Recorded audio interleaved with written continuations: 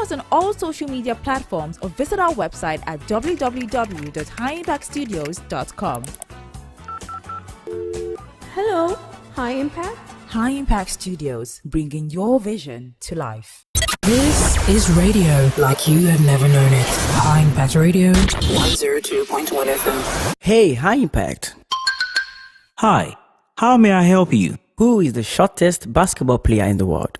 I like your curiosity. I'll tell you. Muggsy Bogues is the shortest player in the National Basketball Association history, listed at 5 feet 3 inches tall. He was drafted 12th overall by the Washington Bullets in 1987. Oh, wow, that's interesting. I'm glad you asked. Hey, Impact. Hi, how may I help you? I've been curious. Who exactly is the youngest swimmer in the world? Oh, I'll tell you.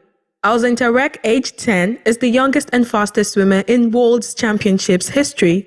Tarek has been swimming competitively since the age of 4. Oh, wow. Yes, I'm glad I wowed you. Hey, High Impact. Hi, how may I help you? Who is the fastest man in the world? That's very simple. It's Usain Bolt. He is the fastest runner on the planet, setting the world record for the shortest 100 meters sprint time of 9.58 seconds. Wow, thank you. You're welcome. You're listening to Sports in a Jiffy on High Impact Radio 102.1 FM Lagos.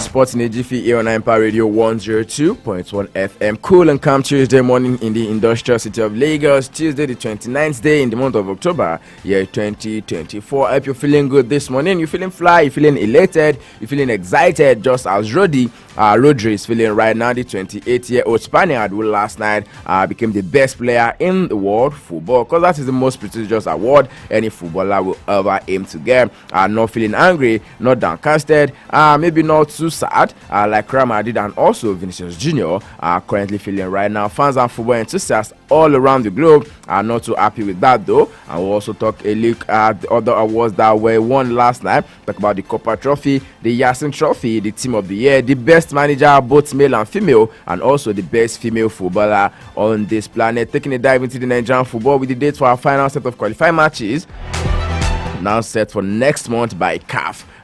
We look forward to that. November 14 and 18 is the set date for the Nigerian game against Benin Republic and also Rwanda. The under-20 boys are also preparing for the game against Ghana. Coach Ali, of course, wants to make a good statement with this outing, giving him a bragging right when it comes to age-grade football. I also talk about Manchester United, who yesterday partnered with Eric Ten Hag, and Ruud van Nistelrooy is said to be in the interim. But of course, we're sniffing around and then we're monitoring that there's every possibility that Manchester United will possibly be getting Sporting Lisbon's coach Ruben Amorim. We also talk about basketball on the home front this morning. We'll talk about the Nigerian Basketball Federation and also the Premier Basketball League result of matches from the Savannah and also the Atlantic Conference on the show this morning. Ayode Jajiboye is my name, and such an honor to be your host on the show. So to my that you can keep track of this update and more by following us across all social media platforms. We're live on our Facebook fan page at iImpact Radio 102.1 FM. We're live on YouTube at iImpact 102.1 FM. Subscribe to that channel. Turn on post notifications so you can be the first to know whenever we go live on there.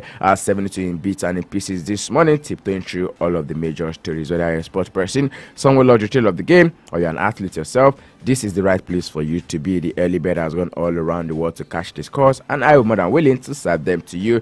To the switch of the back of the net now. Let's get the show on the road. Today, Tuesday, is going to be the international friendly between Super Falcons and Algeria's Grey Ladies, slated for the Mobolaji Johnson Arena, commencing at 2 p.m. as against the earlier advertised 4 p.m. The Nigerian Football Federation explained yesterday that the Algerian delegation has opted to commence their journey this evening once the match is concluded.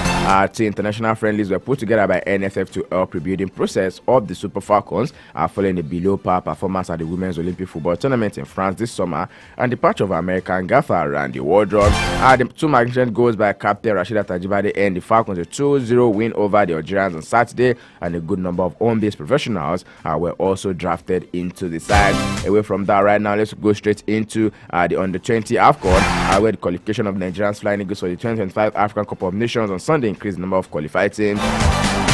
Defending champions defeated Niger 3-1 to reach the final of the WAFUB tournament and also booked its place in the under-20 AFCON. The Black Satellites earlier on Sunday defeated Ivory Coast 2-1 to qualify for the final and AFCON also. And apart from Ghana and Nigeria, other qualified countries include Senegal, Congo, Sierra Leone, Democratic Republic of Congo, Kenya, Tanzania, South Africa, and Zambia. Two remaining teams will come from the northern part of Africa. Tentatively, South Africa and Egypt have been touted to be the host country for the competition in 2025.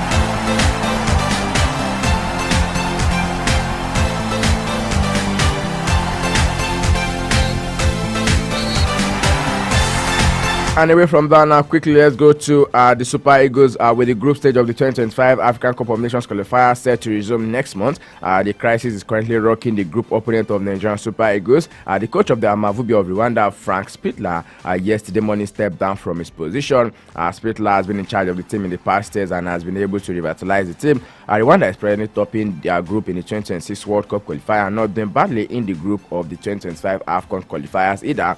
But the reason he decided to step down from his position is yet to be unraveled. He further stated he will not renew his contract after it expires at the end of October this year. Rwanda will be confronting the Nigerian Super Eagles in the final match day of the AFCON 2025 qualifier in Uyo. I'm talking about that match. News coming through from the Nigerian Football Federation. He's stating that the Confederation of African Football has picked Monday, November 18 for the Nigerians' final 2025 African Cup of Nations qualifying match against Rwanda, scheduled for the Godswill Akpabio Stadium, Uyo. The match day 6 encounter will draw the curtain on the race from Group D for slots at the 35th African Cup of Nations to be held in Morocco between December 2025 and January 2026. CAF has also appointed Moroccan match officials for the game. In the role of the referee, the encounter is going to be commencing by 5 p.m. Nigerian time. For other match that we play, that is the match day 5, where we'll be squaring up against the Squirrels of Benin Republic at the State Felix Opos-Bugni on Thursday, 14th November. The match is going to be commencing by 7 p.m. Cote d'Ivoire time, which is going to be 8 p.m. Nigerian time. CAF also appointed officials from Senegal to superintend that game according to the memo that has been released by CAF. And away from that now, let's quickly go into basketball stories on this show this morning. Savannah Conference, day 1 of the Nigerian Basketball Premier League. Bauchi Nets are lost at home to Plateau Peaks 100-64. Now University as well lost. They won at home against Gombebu 77-75. Kano Pillars lost at home against the Boko City Chiefs 77-56. And then the Nigerian Customs as well lost at home to the Nigerian Correctional 65-16. The matches have been played at the indoor or refuge after the government house in Jos Plateau State. That is the result of the day 1 of the Savannah Conference. Quickly, let me give you the matches that will be going down in the match day 2 later today. Now University will be hosting Plateau Peaks. Nigerian Customs will be hosting Gombe Bulls. Bauchi Nets will be hosting Kano Pillars. Boko City Chiefs will be hosting Correctional, the indoor or after Old Government House right there in Jos Plateau State. And away from the Savannah Conference, news also coming through from the Atlantic Conference this morning.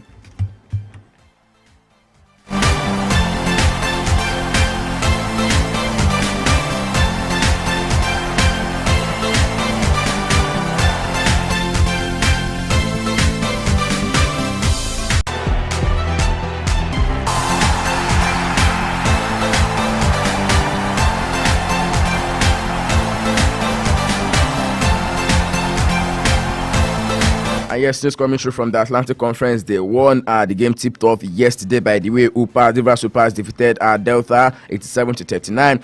The Police lost out to Kwara Falcons 49-44. The Hopes and Reeds defeated Oluyole Warriors 61-59. While the Comets won against the Legends by 68-47. That is the result of the match day 1 of the Atlantic Conference. And we're also looking forward to the match day 2 later today as well.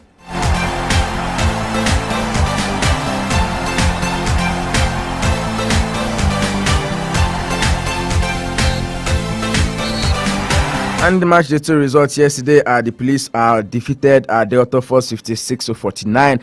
Rivers Supers won their second game as well, 77-45 against the Oluyole Warriors. The Lagos Legends lost at home to Kwara Falcons. Kwara Falcons winning their second game yesterday with 65-55. And the Oops and Reeds as well won the second game against the Commerce 64-47. And now we're going through into the match day 3 of the Nigerian Basketball Premier League, the Atlantic Conference. And away from that right now, going into other stories coming through from the home front. In the MPFL yesterday, a couple of matches were concluded to wrap up the match day 9 of the Nigerian Premier Football League, where Lobby Stars were able to get their first win under the tutelage of Daniel Amokachi. 2-1 win at home against Bayelsa United, and Kwara United as well drew 1-1 against Enugu Rangers at the Lorin Township Stadium. News coming through from the Nigerian Premier Football League is that Kano Pillars have now been charged for breaching the MPFL framework and rules in the course of their match day 9 fixture at Nasarawa United on Sunday. The Kano club have been charged for statements from their media and communications directorate quoting their player Ahmed Musa, in which he made disparaging statements about match officials. The act is deemed as capable of bringing the game to disrepute. Kano Pillars also failed to ensure the proper conduct of their team, resulting to the unruly behavior of Ugochukwu Gabriel during the match.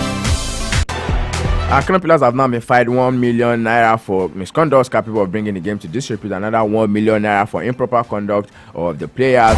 The Kano club also reserved the right to appeal the sanctions within 48 hours from the date of the notice. The notice which came out yesterday.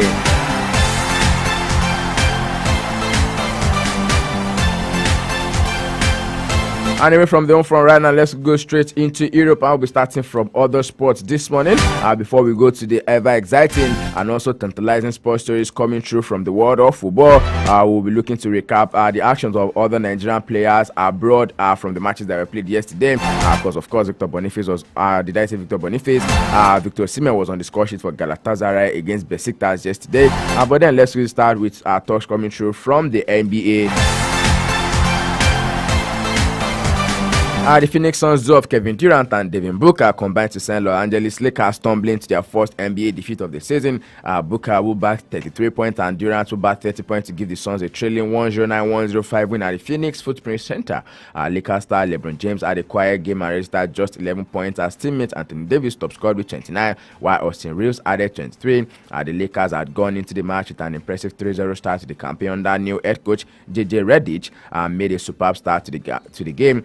Davis back 16 points in the first quarter to give the Lakers a 26-8 lead. Phoenix is back to go 50-48 up before Lakers responded with 35-point third quarter to regain the lead. Elsewhere yesterday, Paulo Banchero became the first Orlando Magic player with a 50-point game in 20 years as they edged out the Indiana Pacers 119-115. Banchero, who tied the franchise record for points in a half, scoring 37 in the first two quarters against the Indiana Pacers. He also added 13 rebounds and had 9 assists, while Jalen Slugs provided offensive support with 25 points.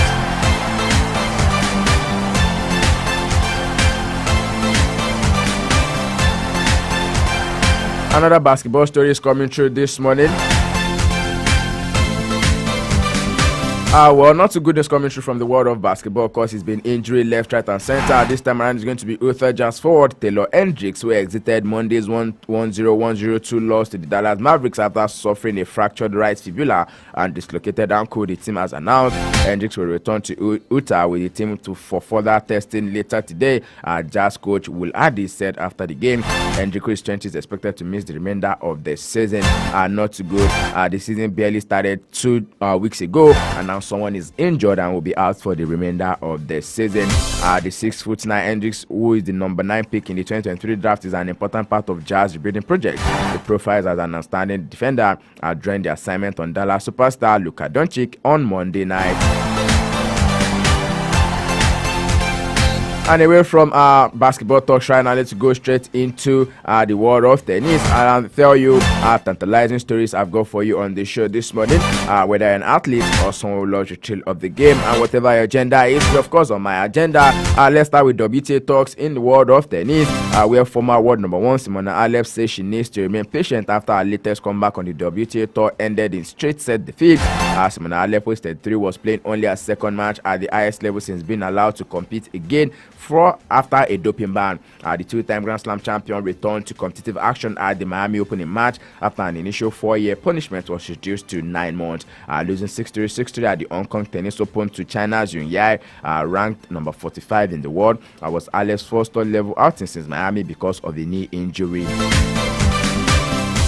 And then from WTA straight into the ATP right now, Nick Kyrgios says the physical anguish Andy Murray put himself through to prolong his tennis career was not worth it, and I deserve to retire more gracefully. The Scot is a 3-time Grand Slam winner, retired in August following a straight set defeat alongside Dan Evans in the Olympics men's doubles quarterfinals. Andy Murray, who was 37, had major hip surgery in 2018 and 2019, and the Scot was openly talking about retirement at the 2019 Australian Open. He, however, managed to play for a further 5 years, but failed to make it past the third round of any of the 4 majors. Australian Kyrgios, who has not played competitively since August 2023 amid his own injury problem, says he has no plans to retire but will not put his body through the same turmoil and Murray put his own body through. What is good for the source might not be good for the gander sometimes. So yes, you can leave Andy Murray to do what he wants with his body.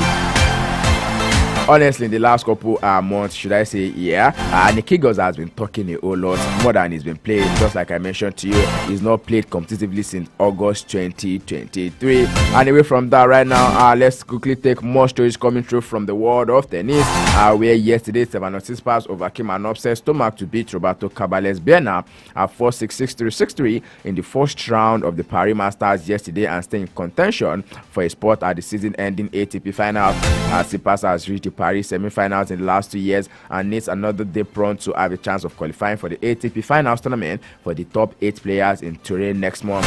But he said the stomach problem created the second battle in addition to his opponent. American veteran Tommy Paul hopes of qualifying for Turin ended with a 6-3-7-5 loss to French veteran Andriano Manarino. Earlier yesterday, the local favorite Ugo Umbas needed more than 2 hours to beat 35th ranked Brando Nakashima 6-3, 4-6, 6-4.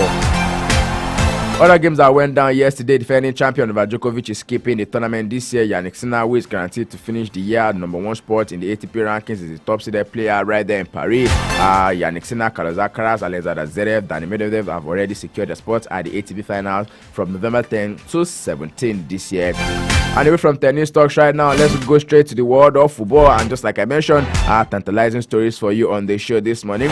We'll start with us coming through from the Ballon d'Or presentation yesterday. Of course, Real Madrid and also Real Madrid players decided to boycott the award ceremony yesterday, even when their manager was named the club manager of the year. That's talking about Carlo Ancelotti. Well, that as well did not go down with the Bayern Leverkusen because they publicly announced yesterday that Xabi Alonso is their own best manager. Manchester City's midfielder Rodri has been awarded the Ballon d'Or after a stellar season that saw him pick up silverware with both club and country. Rodri was handed the award at the ceremony in Paris yesterday night, which was organized by the French magazine The France Football in collaboration with UEFA. The 28-year-old won his 4th straight Premier League with Manchester City, and he may aspect Guardiola's side held off Arsenal's challenge, winning their last 9 games to clinch the title. And he's the first player from English top tier to be crowned since Cristiano Ronaldo in 2008 during his first stint with Manchester United. Rodri's first competition from the Ballon d'Or came from Madrid's Vinicius Jr., who refused to travel to Paris for the ceremony after discovering that he would not take home the trophy. And finished 3rd in the voting as well. However, Madrid had been honored earlier in the ceremony as the men's team of the year, and Carlo Ancelotti received the coach of the year award, though no representative of the Champions League winners were present to accept it.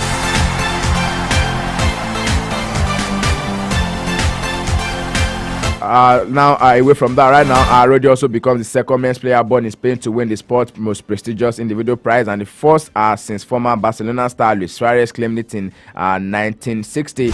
Real Madrid's legendary striker Alfredo Stefano won the award twice, and the past 4 Ballon d'Or feminine have been won by Spanish women as well. Alexia Putellas in 2021 and 2022, and now Aitana Bonmati has now won it in 2023 and 2024. In Paris, Barcelona's Lamine Yamal also won the Copa Trophy for the best under-21 player over the previous season, while Aitana Bonmati claimed a second consecutive Ballon d'Or feminine. Harry Kane and Kylian Mbappe shared the Gerd Muller Trophy for most goals in the season, while Aston Villa and Argentina goalkeeper Emiliano Martinez retained the prize for the best goalkeeper in the world following his country's Copa America title. Away from that talks right now, I see plenty of talks coming through from the world of football. We brought you the news on the Sports Hub show yesterday night that yes, Manchester United have now parted ways with their manager Eric Ten Hag after 2 years and a couple of months, and then it has been said that in the interim it's going to be Ruud van Nistelrooy who is going to be taking charge of the side. And latest news as Man United are now in talks with Ruben Amorim to be in charge of the side. Ruben Amorim, who is a student of Mourinho, is a crowd pleaser, and Amorim, according to fans, are saying that he might just be the right person for the job at Manchester United. It's been said that he learned how to become a football manager during an internship under Jose Mourinho at Manchester United, and 6 years after, he's been talked about as a close potential new manager. We look forward to see how this is going to develop in the next coming days. But then this is the story that is emerging. I'm talking about the 39-year-old Portuguese who has been coveted by a number of clubs during his short managerial career in his native country, and right there with Sporting Lisbon. Sporting a Jiffy right here on Empire Radio 102.1 FM. Before I call it a wrap on the package this morning, let's talk a little bit about Nigerian players in Europe. And it's been said that Victor Osimhen returned to scoring form to help Galatasaray secure a 2-1 victory over Besiktas in a crucial top of the table clash yesterday. The Super Eagles striker netted the decisive goal, ensuring his team grabbed all 3 points in the first Istanbul derby of the season. Playing at the Rams Park, the Turkish league leaders took an early lead through Davinson Sanchez, and the defender's goal gave Galatasaray enough momentum. The home side looked determined to extend the advantage, and Osimhen, who recently joined Galatasaray, made his mark in the 67th minute by scoring his first goal of the derby, doubling the lead by 2-0. The winner gives Okamburu's side a strong advantage in the title race, and Osimhen's performance serves as a warning to their rivals once again. The strike in the derby will boost Galatasaray's confidence as they aim to maintain their position at the top of the Turkish Super League.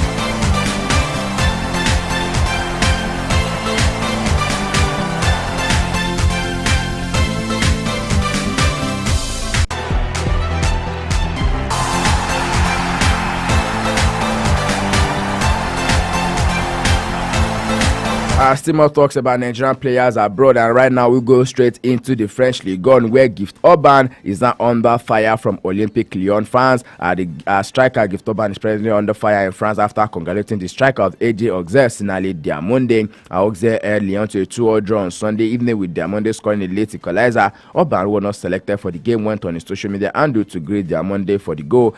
Great, followed by 2 fire emoticons, was what Gift Orban wrote, and he quickly deleted the post and then however apologized to Olympique Lyon fans. The reaction did not go down well with Lyon fans, despite this apology. Still very furious at him. We look forward to see how this one is going to develop in the next coming days. A couple more thoughts coming from football, and now let's come back to the African continent, where the organizers of the Benin Republic Premier League has concluded plans to have the famous video assistant referee in its league. According to the update from the country, they have decided to have a test run of the equipment. They announced match day 7 of the league as the period when the equipment will be put into use, and the date of the match day fell on 7th to 10th November 2024. Apart from North African countries, Ivory Coast, Mauritania are the other countries that have introduced their equipment into their leagues. I will look forward to see when the video assistant referee will also be introduced into the Nigerian Premier Football League. Calling to wrap on Sports in a Jiffy this morning, where I get to serve it to you in bits and in pieces. Tip to intro of the major stories are currently making the rounds in the ever exciting, ever dynamic, and sometimes controversial world of sports. Result of matches that went down yesterday in the Spanish La Liga. Mallorca played out a 0-0 draw against Athletic Club, and I mentioned it to you already. The Nigerian Premier Football League United played out a 1-0 draw against Enugu Rangers. Lobby Stars defeated Bayelsa United 2-1 in the game yesterday, and in the Turkish Super League, Istanbul Basaksehir played out a 1-0 draw against Eyüpspor, while Galatasaray defeated Besiktas 2-1. Matches will be going down today in the last 16 of the English Cup, the one you call the Carabao Cup or the Carling Cup. Southampton will be hosting Stoke City, while Brentford will be hosting Sheffield Wednesday at 7:45 p.m. and 8 p.m. Nigerian time respectively.